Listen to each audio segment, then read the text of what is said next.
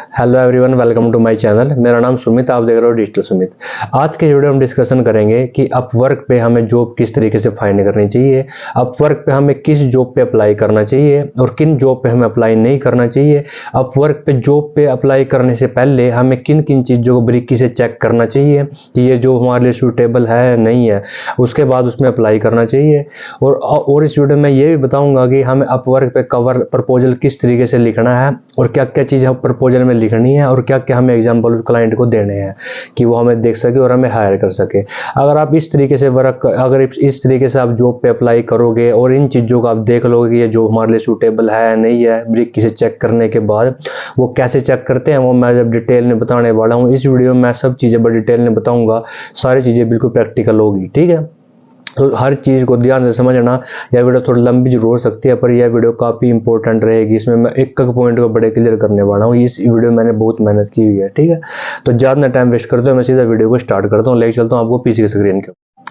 तो गाइस हम आ गए अपने पीसी की स्क्रीन के ऊपर। ये मेरी प्रोफाइल है, ये काफ़ी अच्छी प्रोफाइल मेरी बनी हुई है और मेरी इसमें काफ़ी ज़्यादा अर्निंग भी है। अर्निंग मैं आपको बाद में दिखा दूंगा, काफ़ी ज़्यादा मेरा अर्निंग भी है, तो ठीक है। तो हम यहाँ पर सबसे पहले अपने इंपॉर्टेंट टॉपिक को हम डिस्कशन करेंगे। तो सबसे पहले हमें क्या करना है, जैसे पीसी में हमने अपवर्क ओपन किया, उसके बाद हमने अकाउंट क्रिएट करना है, वो तो पता ही है तुम्हें। अकाउंट क्रिएट करने के बाद ये चीज़ ऑप्शन आ जाएगा आपके सामने, ठीक है। तो हमने सबसे पहले जॉब फाइंड करनी है कि जॉब हम सर्च कहाँ से करें। तो यहाँ पे देखो फाइंड वर्क ऑप्शन आ गया है, ठीक है। यहाँ फाइंड वर्क पे हमें क्लिक करना है, सिंपल। फाइंड वर्क पे क्लिक करने के बाद ये ऑप्शन आ जाता है सर्च फॉर जॉब। हम यहाँ पे जैसे कि हम एसईओ एक्सपर्ट है तो हम एसईओ की जॉब देखेंगे, यहाँ पे कोई हमारे लिए सूटेबल हुई तो हम एसईओ की जॉब पे अप्लाई करेंगे, ठीक है। तो यहाँ पे हम एसईओ एक्सपर्ट सर्च करेंगे। तो ये देखो काफ़ी ज़्यादा जॉब आ गई है, 3 मिनट पहले निकली हुई है, ये 12 मिनट पहले निकली हुई है, अगले वाली 12 मिनट पहले निकली हुई है, ठीक है। तो हम एसईओ के एक्सपर्ट की जॉब देख रहे हैं, तो हम एसईओ की जॉब देखेंगे, यहाँ मिल जाए जो हमें। ये भी काफ़ी ज़्यादा जॉब आ जाती हैं। ये जर्मनी का चाहिए इसको बंदा, पर हम जर्मनी के नम इंडिया के हैं तो हमने देख लेना है। तो हम पहले तो बाई चांस जैसे कि ये जॉब मिल गई, मैंने इसको ओपन कर लिया इस टैब में, ठीक है। तो ये 6 घंटे पहले जॉब निकली है। दूसरी बात, जॉब को अप्लाई करने से पहले हमें क्या चीज़ जरूर देखनी चाहिए। जैसे हम किसी जॉब पे अप्लाई करने के बारे में सोचते हैं तो हमने उसको सबसे पहले ये चीज़ देख लेनी है। यहाँ पे जैसे टाइटल आ गया जॉब का, उसके बाद ये देख लेना है कि इसका पेमेंट मेथड वेरीफाइड है नहीं अनवेरीफाइड है। तो इसका पेमेंट मेथड वेरीफाइड है, तो ये हमारा हो गया पहला डाउट, ठीक है, कि ये चलो पहला हमारे लिए सही है कि इसका पेमेंट मेथड वेरीफाइड है। दूसरा हमने क्या देखना है कि इसका हायर रेट कितना है, कि ये कितने लोगों को हायर करता है, हमें भी हायर कर सकेगा या नहीं कर सकेगा, तो वो चीज़ें देखनी है। और उसके बाद तीसरा जो हमारा रहेगा, हम ये देखेंगे कि इसके रिव्यू कैसे हैं, लोग इसको कैसे रिव्यू दे रहे हैं, ये लोगों को कैसे रिव्यू दे रहा है। क्योंकि काफ़ी ज़्यादा आधे क्लाइंट ऐसे होते हैं जॉब को जैसे निकाल देते हैं, उसके बाद हमें हायर भी कर लेते हैं, पर 2 दिन में ही बिना बताए कॉन्टैक्ट को एंड कर देते हैं, ठीक है। तो फिर उससे हमारा नेगेटिव फीडबैक दे देते हैं हमें, तो उससे हमारे प्रोफाइल पे बहुत ज़्यादा इफेक्ट पड़ता है। तो हमने ये चीज़ भी देख लेनी है कि इसके रिव्यू सबसे पहले हमें देखना है कि इसका पेमेंट मेथड वेरीफाइड है नहीं है। दूसरा में देखना है कि इसमें हायर रेट कितना है इसका। तीसरा में देखना है इसके रिव्यू कैसे हैं। तो हमारा पहला तो क्लियर हो गया कि पेमेंट मेथड इसका वेरीफाइड है। अब हम इसको जॉब को ओपन कर लेंगे, एसईओ स्पेशलिस्ट जॉब है जो, इसको ओपन कर लिया हमने। जैसे हमने इसको ओपन किया, ये देखो जॉब ओपन हुई यहाँ पे। तो यहाँ पे सबसे पहले हम ऊपर देख लेंगे कि भाई इसका ये 16 कनेक्ट इसमें लगेंगे, हमारे पास 20 है तो कोई दिक्कत नहीं है, ठीक है। तो इस सबसे पहले हमने इसका हायर रेट देखना है। हायर रेट आपको इस साइड से मिलेगा, ठीक है। इस साइड से आपको क्या मिलेगा, यहाँ पे देखो लोकेशन है, क्लाइंट कहाँ से है। अब इसका देखो 94% हायर रेट है, तो इसका तो हायर रेट बहुत ज़्यादा है, ये तो हमें 100% हायर कर ही लेगा। अगर हम इस पर अच्छा प्रपोजल भेजेंगे, इसको हमारा प्रपोजल पसंद आ गया तो ये तो हमें ज़रूर डेफिनेटली हमें हायर कर ही लेगा। हमारा हायर रेट 40% से ज़्यादा होना चाहिए। 40% से कम है तो उस पर अप्लाई मत करना, क्योंकि उसमें थोड़ी कॉम्प्लिकेशन होती है कि वो हमें हायर करेगा या नहीं करेगा। 40% से ज़्यादा हो तो उस पर जरूर अप्लाई कर दिया करो। पर इसका तो 94% हायर रेट है, तो बहुत ज़्यादा है, ये तो हायर कर ही लेगा हमें। तो यहाँ से हम क्लाइंट की सारी डिटेल देख सकते हैं साइड में। ये पीसी मैंने ओपन किया हुआ इसको, यहाँ पे अप्लाई नाउ के नीचे, यहाँ पे कनेक्ट के नीचे ये आ जाती है। इसका लोकेशन यूनाइटेड स्टेट है, 94% हायर रेट है इसका। एक इसने ओपन जॉब की है पहले, 10 के ये टोटल स्पेंड कर चुका है, 10 के इसने स्पेंड कर दिए हैं। उसके बाद 51 बंदे इसने हायर किए हुए हैं, 11 बंदे इसके पास एक्टिव हैं। और जो हावरली रेट है ये इतना दे सकता है, 7.80 मतलब $8 के आसपास ये हावरली रेट दे रहा है, ठीक है।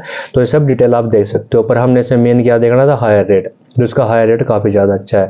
उसके बाद हमारा पहला क्लियर हो गया इसकी पेमेंट मेथड वेरीफाइड है। दूसरा में देख लिया हायर रेट भी इसका अच्छा है, 94% इसका हायर रेट है, ये रहा। ठीक है, अब हम देखेंगे रिव्यू। रिव्यू देखने के लिए आपको थोड़ा नीचे जाना पड़ेगा। नीचे जाओगे तो ये देखो नीचे ये आ जाएंगे इसके 5 star review, 5 star review, 5 star review, 5 star review. ये थोड़ा कम है, ये इसके 5 स्टार 5 स्टार 5 स्टार, मतलब ये तो बंदा काफ़ी ज़्यादा अच्छा क्लाइंट है, इसने तो 5 स्टार ही मिल रहे हैं इसको। और देखो ये भी देख लेते हैं कि जॉब कितनी प्रोग्रेस में है इसके पास। जॉब इन प्रोग्रेस आ गया नीचे, इस पर क्लिक करेंगे हम तो ये देखो काफ़ी जॉब भी चल रही है इसके पास। ये देखो जनवरी 2019 से प्रोजेक्ट चल रहा है, 2019 से चल रहा है, अब 2023 से चल रहा है। मतलब कि इस बंदे ने 3-3 4-4 साल से बंदे एक्टिव हायर किए हुए हैं और अभी तक उनका प्रोजेक्ट चल ही रहा है। तो देखो कितनी अर्निंग कर रहे होंगे वो बंदे। ठीक है, तो ये सब चीज़ हम चेक कर सकते हैं। तो मेन हमने चेक करना पेमेंट मेथड वेरीफाइड होना चाहिए, हायर रेट 40 से ज़्यादा होना चाहिए और रिव्यू अच्छे होने चाहिए। तो हमारे ये पूरा रिक्वायरमेंट को फुलफिल करता है, तो हम इस पर अप्लाई कर सकते हैं। तो इसको अप्लाई करने से पहले मैं आपको ये बताऊंगा कि जिसका पेमेंट मेथड अनवेरीफाइड होता है उस पर किस जॉब पे हमें अप्लाई नहीं करना चाहिए। अब मैं आपको वो चीज़ बताने वाला हूँ कि हम किस जॉब पे अप्लाई नहीं करना चाहिए। अब हम वो जॉब देखेंगे जो हमारे रिक्वायरमेंट को फुलफिल नहीं करती। तो हमें सेम वही करना है, फाइंड वर्क में जाना है। फाइंड वर्क में जाके हम यहाँ पे एसक्यूएल एक्सपर्ट भरेंगे, ऐसे ही हमें जॉब मिल जाएगी। दोनों दिखा रहा हूँ क्योंकि इससे आपको डिफरेंस का पता लग जाएगा इनके बीच में। एसक्यूएल एक्सपर्ट मैंने सर्च किया तो ये देखो ये आ गई, पहले नंबर पे आ गई है। तो इसका देखो पेमेंट मेथड अनवेरीफाइड है, इसको भाई का भी अप्लाई मत करना। ठीक है, इसका क्योंकि अपवर्क से अप्रूव नहीं है, इसमें आपकी पेमेंट फंस सकती है। ये क्लाइंट आपके साथ अगर आप इसको हायर भी कर लेता है या आपको क्या पता कॉन्टैक्ट एंड करके आपको गलत फीडबैक दे दे, कुछ दे तो आपकी प्रोफाइल से बहुत ज़्यादा इफेक्ट पड़ने वाला है। तो इसकी पेमेंट अनवेरीफाइड है, पहला स्टेप इसका क्लियर ही नहीं है, तो हम इसको अप्लाई करेंगे नहीं। पर मैं आपको तीनों स्टेप इसके दिखा देता हूँ। तो हम इस जॉब को ओपन करते हैं। इसका मैं पेमेंट ये तो हमारा स्पष्ट है कि हमें ये जॉब अप्लाई नहीं करनी। अब हम एसईओ स्पेशलिस्ट को क्लिक करेंगे। अब मैं इसका हायर रेट दिखा देता हूँ आपको। इसने हायर रेट शो नहीं किया हुआ, यहाँ पे हो गया। ठीक है, तो इसमें कुछ हायर रेट है ही नहीं इसका। तो यहाँ पे सिर्फ लोकेशन लिखी हुई है, यहाँ पे कुछ हायर रेट है ही नहीं। तो ये क्लाइंट अभी जेन्युइन नहीं है। ठीक है, ये आपके साथ फ्रॉड कर सकता है। और आप थोड़ा इस ऐसे क्लाइंटों पे अप्लाई का भी मत करना क्योंकि फेक होने के बहुत ज़्यादा चांस हो जाते हैं इनके। ठीक है, उसमें जब किसी बंदे को हायर ही नहीं किया तो उसके रिव्यू तो कहाँ पे होंगे। और पेमेंट मेथड उसका वैसे ही अनवेरीफाइड है। और जैसे कि ये है, इसका देख लेते हैं, पेमेंट मेथड अनवेरीफाइड है। इसका देखो हायर रेट भी इसमें कुछ है ही नहीं है। देखो इसका भी सोशल, ये भी अनवेरीफाइड है, इसके अंदर कुछ हायर रेट नहीं है। तो मतलब क्या, मैं जॉब अप्लाई मत नहीं करना जिसका पेमेंट मेथड अनवेरीफाइड हो और उसका हायर रेट कुछ भी ना हो। तो उसका मतलब ये होता है कि हम फ्रॉड होने ज़्यादा चांस हो जाते हैं हमारे साथ। तो हमें इस चीज़ों को देखना है। और रिव्यूज हम इसका देख नहीं सकते। रिव्यू इसलिए नहीं देख सकते क्योंकि रिव्यू का तो ये है, ये कुछ हायर ही नहीं किया तो रिव्यू कौन देगा इसको। तो हमें इन जॉब पे अप्लाई मत नहीं करना। अब दूसरी बात आ जाएगी कि हम जॉब पे अप्लाई कैसे करें। ठीक है, तो ये एसईओ स्पेशलिस्ट जॉब पे मैं आपको अप्लाई करके दिखाता हूँ हमें किस तरीके से प्रपोजल लिखना चाहिए। ठीक है, और किस तो मैं आपको अब ये दिखाता हूँ कि हमें किस तरीके से इस पर अप्लाई करना चाहिए। प्रपोजल किस तरीके से लिखना है, हमें फालतू प्रपोजल में कुछ नहीं लिखना। जो कुछ इसने पूछा हुआ है हमें सिर्फ वही लिखना है। सबसे पहले हमें इसका टाइटल पढ़ लेना है, एसईओ स्पेशलिस्ट जिसको नीड है। उसके बाद हम इसकी थोड़ी डिस्क्रिप्शन पढ़ लेते हैं। We are looking a skilled SEO specialist to join our marketing team, SEO strategy and ability to organise traffic. ये बोल रहा है कि भाई मेरे को एसईओ स्पेशलिस्ट चाहिए जो मेरे को अच्छी स्ट्रैटेजी दे, जो मेरी वेबसाइट को रैंकिंग कर सके, ऑर्गेनिक ट्रैफिक बढ़ा सके। ये देखो काफ़ी चीज़ें बताई हुई हैं इसने। इंप्रूव क्लाइंट रैंकिंग और search engine, develop SEO strategy, conduct keyword research. तो इसने मतलब सारी चीज़ें बता रहे कि जो जो एसईओ का प्रोसेस होता है ना, सारी चीज़ इसने बता दी है। तो इसमें ये बताना है कि वो भी दिखाना है कि सिमिलर रोल क्या है, आपने पहले कोई ऐसे प्रोजेक्ट किए हैं, आपको एक्सपीरियंस है सीएमएस वगैरह से, कीवर्ड रिसर्च की नॉलेज है आपको। तो ये सब चीज़ें बतानी है। 2+ ईयर से एक्सपीरियंस होना चाहिए और इसमें देखो साफ साफ इसने ये भी लिखा हुआ है, please share example of client you currently previous SEO service. बस एग्जाम्पल शेयर करने हैं। तो इसने पूरा एसईओ प्रोसेस ही मांग लिया। तो इसमें पूरा एसईओ प्रोसेस ही बताएंगे इसको किस तरीके से करना है। तो हमें यहाँ पे सिंपल अप्लाई नाउ पे क्लिक करना है। यहाँ पे अप्लाई नाउ पे क्लिक करने के बाद हमने यहाँ पे अपना हार्ली रेट सेट करना है। पहले हमने देखा है इसकी प्रोफाइल में 7.80 $, पर हावर्स दे रहा है। तो हम तो इसको 7 कर लेते हैं। ठीक है, 7 हमने कर लिया है। उसके बाद सिलेक्टिव फ्रीक्वेंसी आ जाती है। ये सिलेक्टिव फ्रीक्वेंसी में क्या होता है कि इसका मतलब होता है कि नेवर, आप भाई कभी अपना रेट बढ़वाना चाहते हैं, आप इसी रेट में कंटिन्यू वर्क करते रहोगे। एक आएगा एवरी 3 मंथ की, आप हर 3 महीने में रेट बढ़ाना चाहते हो। एक आता है एवरी 6 मंथ में, एवरी 12 मंथ में। भाई हम थोड़ा बहुत रेट बढ़ाएंगे जब इतना मेहनत करेंगे, तो हम इसको एवरी 3 मंथ, जो अगर लंबा प्रोजेक्ट होता है तो एवरी 3 मंथ और 6 मंथ कर देते हैं। तो मैं एवरी 3 मंथ कर देता हूँ।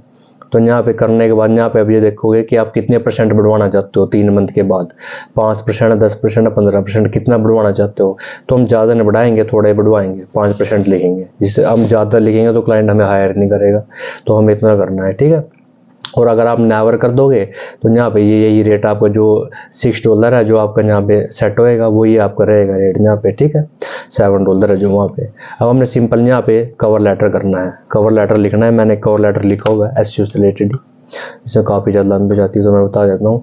जैसे मैंने लिखा हुआ है कि I have read your job description carefully, I have interested in SEO project. इसमें मैंने अपना एक्सपीरियंस बता दिया है कि मेरे को इतना एक्सपीरियंस की नॉलेज है, मैं आपकी ये बता दिया है मैंने। We will improve your website visibility, ये सब चीज़ें जो उसने पूछी हुई हैं। उसने पूछा हुआ था ना कि आप रैंक कैसे करोगे मेरी वेबसाइट, आप रैंक कर पाओगे नहीं कर पाओगे।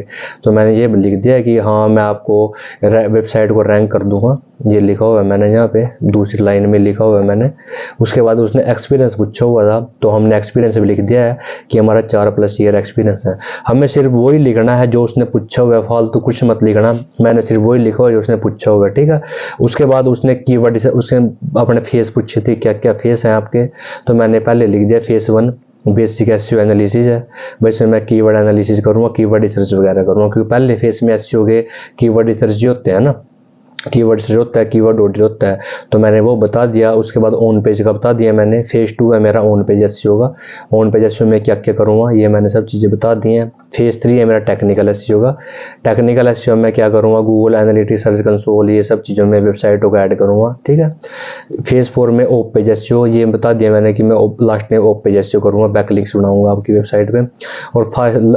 और इसमें एक उसने ये पूछा हुआ था कि आपने उन वेबसाइट का एग्जाम्पल दो जो आपने रैंक की हुई है पहले, जो पूछा नहीं होता ऊपर, मैं दिखा देता हूँ एक बार कहाँ पूछा हुआ था उसने, कभी आप कंफ्यूज हो जो। इसमें ये लिखा हुआ है इसने, प्लीज शेयर ये example currently you previous did SEO service for, मतलब आपने किन वेबसाइटों के लिए एसईओ सर्विस की है पहले। तो ये मैंने लास्ट में पूछा हुआ था, तो मैं लास्ट में लिखा है इसके बारे में।